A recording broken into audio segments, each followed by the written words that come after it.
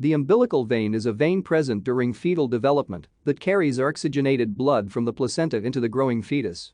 The umbilical vein provides convenient access to the central circulation of a neonate for restoration of blood volume and for administration of glucose and drugs.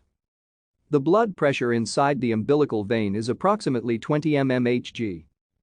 The unpaired umbilical vein carries oxygen and nutrient-rich blood derived from fetal-maternal blood exchange at the chorionic villi. More than two-thirds of fetal hepatic circulation is via the main portal vein, while the remainder is shunted from the left portal vein via the ductus venosus to the inferior vena cava, eventually being delivered to the fetal right atrium.